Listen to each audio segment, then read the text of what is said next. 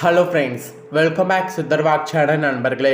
இன்னைக்கு இந்த வீடியோவில் மிக முக்கியமான ஒரு ஜோதிட தாள்களை தான் இப்போ இந்த வீடியோவில் ரிஷப ராசிக்காரங்களுக்கு பார்க்க போகிறோம். ஸோ பார்க்குறதுக்கு முன்னாடி எதை பற்றிய தாள்களை பார்க்க போகிறோங்கிறத இன்ட்ரோவில் ஷேர் பண்ணுறேன். எதை பற்றிய தாள்களை பார்க்க போகிறோங்கிறத இன்ட்ரோவில் தெரிஞ்சுக்குங்க. தற்போது 7வது மாதமான ஜூலை மாதமானது நடந்துட்டுருக்கு. இந்த மாதத்தில் ஒரு முக்கியமான நாள் ஜூலை 10ஆம் தேதி வர இருக்கு.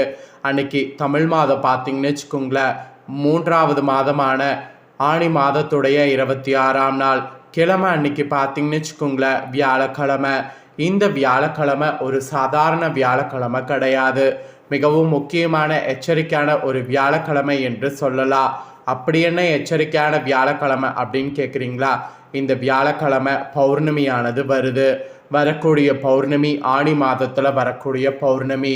மற்ற மாதங்களில் வரக்கூடிய பௌர்ணமியை விட ஆணி மாதத்தில் வரக்கூடிய பௌர்ணமி ஒரு தனி சிறப்பான பௌர்ணமி என்று சொல்லலாம். இந்த பௌர்ணமியில் கிரக நிலைகளில் ஏற்படக்கூடிய மாற்றங்களால் ஒவ்வொரு ராசிக்காரங்களுக்குமே தலையெழுத்து மாறும். அப்படி மாறக்கூடிய தலையெழுத்தை ஒவ்வொரு ராசிக்காரங்களுக்கும் ஷேர் பண்ணிட்டு வர, அதில் இன்னைக்கு இந்த வீடியோவில் ரிஷப ராசிக்காரங்களுக்கு ஷேர் பண்ண போகிறேன். ரிஷப ராசிக்காரங்க உங்களோட ராசிக்கு இந்த பௌர்ணமியிலேருந்து என்ன தலையெழுத்து மாறும் அப்படிங்கிறத தெரிஞ்சு அதற்கேற்ப நடந்து பலன் பெறுங்க. ஆக்சுவலி பௌர்ணமிங்கிறது ஒரு சாதாரண நாள் கிடையாது. பிரபஞ்சத்தில் நல்ல அதிர்வுகள் நிறைய நிறைந்திருக்கக்கூடிய ஒரு அற்புதமான நாள்னா அது பௌர்ணமி என்று சொல்லலாம்.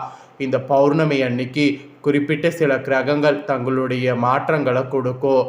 அதனால் அந்த மாற்றத்தின் தாக்கம் அனைத்து ராசிக்காரங்களுக்கும் பிரதிபலிக்கும். அதை தான் இந்த வீடியோவில் ரிஷப ராசிக்காரங்களுக்கு சொல்ல போகிறேன். அதுக்கு முன்னாடி இது ஒரு சக்தி வாய்ந்த பௌர்ணமிங்கிறது நம்மளுக்கு தெரியும். இந்த சக்தி வாய்ந்த ஆணி பௌர்ணமியில் இவற்றை மறக்காமல் செய்தீங்கன்னா அற்புதமான பலன் நீங்கள் பெற முடியும். எவற்றை மறக்காமல் செய்தால் அற்புதமான பலன் பெற முடியும் அப்படிங்கிற ரகசியத்தை உங்களுக்கு சொல்ல போகிறேன். முதல்ல இந்த ரகசியத்தை தெரிஞ்சுக்குங்க, அதுக்கப்புறம் உங்களுக்கான பலனை இந்த வீடியோவில் பார்க்கலாம். தை மாதத்தில் சூரியன் உத்தராயணம் எனப்படக்கூடிய வடக்கு நோக்கிய தனது பயணத்தை துவங்குகிறது. அந்த சூரியன் வடக்கு திசை நோக்கிய பயணத்தின் இறுதி மாதமாக வருவது ஆணி மாதமாக இருக்கு. தமிழ் வருட கணக்கின்படி சித்திரை வைகாசி அடுத்து 3வது மாதம் இந்த ஆணி மாதம் வரும். ஆக்சுவலி ஆணி மாதம் பல ஆன்மீக முக்கியத்துவம் வாய்ந்த விழாக்கள் தினங்கள் கொண்ட மாதமாக இருக்கிறது. இந்த மாதத்தில் வருகின்ற ஒரு சிறப்பான நாள் தான் ஆணி பௌர்ணமி. இந்த ஆணி பௌர்ணமி தினத்தில் நாம் செய்ய வேண்டியது என்ன என்பதையும் அதனால் நமக்கு கிடைக்கக்கூடிய பலன்கள் என்ன என்பதையும் இப்போ நான் உங்களுக்கு சொல்ல போகிறேன். இந்த ஆணி மாத பௌர்ணமி தினம் பொதுவாக கேட்டை நட்சத்திரத்து தினத்தில் வரும். ஆணி மாத பௌர்ணமி தினத்தில் காரைக்கால் அம்மையாருடைய தெய்வீக ஆற்றலை போற்றக்கூடிய விதமாக வருடந்தோறும் மாங்கனி திருவிழா நடைபெறும். மேலும் கோவில்களில் இறைவனுக்கு முக்கணிகள் படைத்து பூஜைகள் மற்றும் வழிபாடுகள் செய்யப்படும். அதனால் ஆணி பௌர்ணமியில் உங்கள் இஷ்ட தெய்வங்களுக்கான பூஜைகள் வழிபாடுகள் செய்வது மிகவும் சிறந்த பலனை உங்களுக்கு தரும். இத்தகைய சிறப்பு வாய்ந்த இந்த ஆணி பௌர்ணமி தினத்தில் நீங்கள் அதிகாலையில் எழுந்து குளித்து முடித்துவிட்டு காலை முதல் மாலை வரை உணவு எதுவும் உண்ணாமல் விரதம் இருந்து தெய்வங்களை வழிபாடு செய்யணும். அந்த தெய்வத்தினுடைய பரிபூர்ண ஆசிகள் அப்போ தான் உங்களுக்கு கிடைக்கும். குறிப்பாக ஆணி பௌர்ணமியில் கிருஷ்ண பகவானுக்கும் கற்புக்கரசியான சாவித்திரி தேவிக்கும் விரதம் இருந்து வழிபாடு செய்வது சிறப்பானது. ஏன்னா இவங்களுக்குரிய நாளாக இது சொல்லப்படுது. முன்னிரவு வேளையில் வானில் தோன்றக்கூடிய சந்திர பகவானை தரிசித்து வழிபடுவது மிகவும் சிறந்தது. இந்த ஆணி பௌர்ணமி தினத்தில் மெயினாக திருவண்ணாமலை, திருப்பரங்குன்றம், சோழிங்கநல்லூர், பழனி போன்ற மலை சார்ந்த கோவில்களில் இருக்கக்கூடிய இறைவனை வழிபட்டு கிரிவலம் மேற்கொள்ளுங்க. அது ரொம்ப ரொம்ப ரொம்ப ரொம்ப விசேஷம்.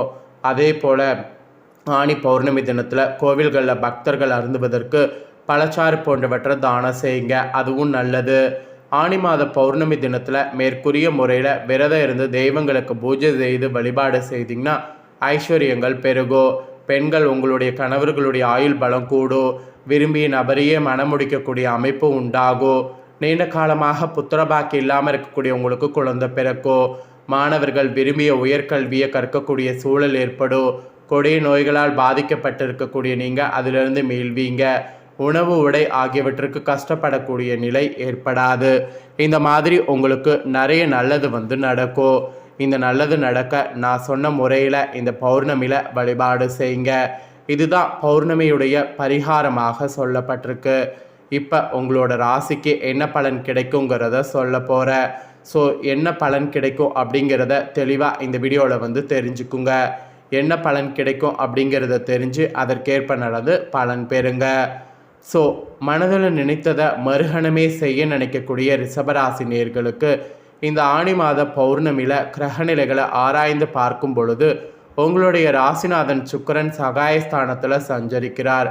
அவரோடு விரையாதிபதி செவ்வாய் இருக்கிறாரு. இதனால் விரயங்கள் அதிகரிக்கும். அதே நேரத்தில் வருமானத்திற்கு குறைவு இருக்காது. பயணங்கள் அதிகமாகும். ஒரு சிலருக்கு இடமாற்றம் வீடு மாற்றம் ஏற்படும். கடன் தொடர்பான பிரச்சனைகள் குறையும். மனதை உறுத்திய சில பிரச்சனைகளுக்கு தெளிவான முடிவெடுக்கக்கூடிய நேரமாக இது இருக்கும்.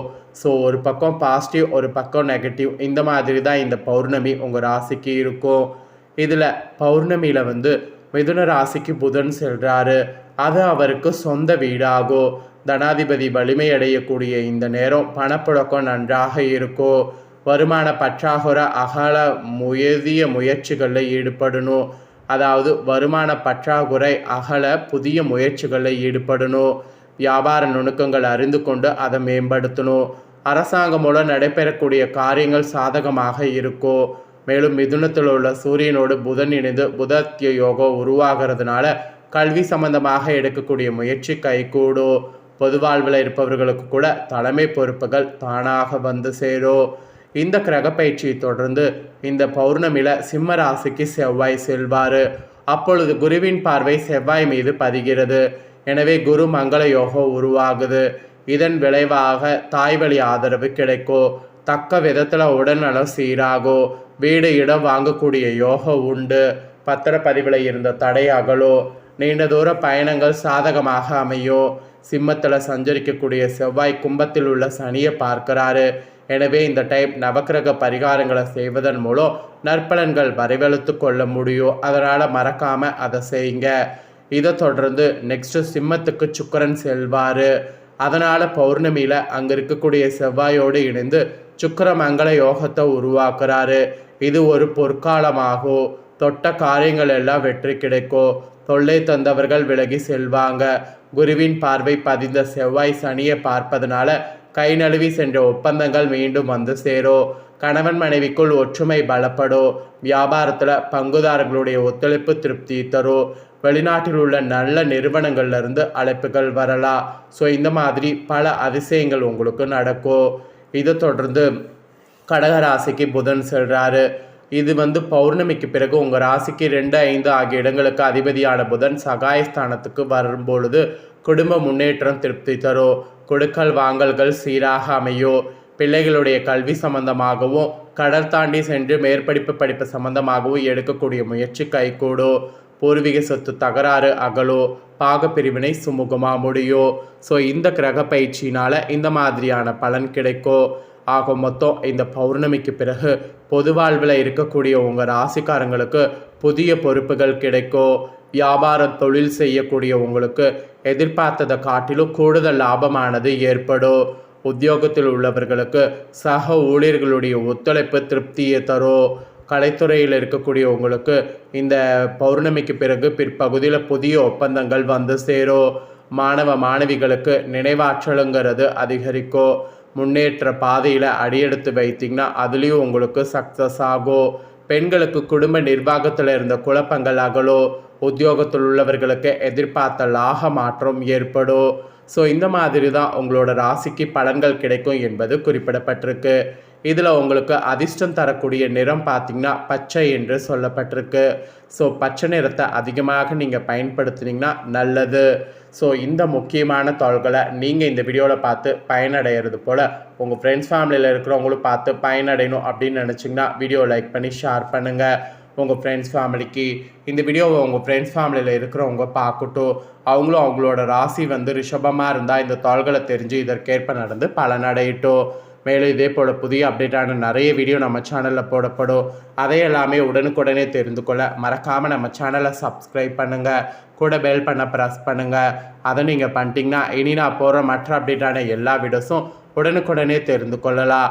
ஸோ மறக்காமல் சப்ஸ்கிரைப் பண்ணி பெல் பண்ண ப்ரெஸ் பண்ணுங்கள். இதே போல் சுவாரஸ்யமாக வேறொரு வீடியோவில் உங்களை சந்திக்கிறேன். நன்றி.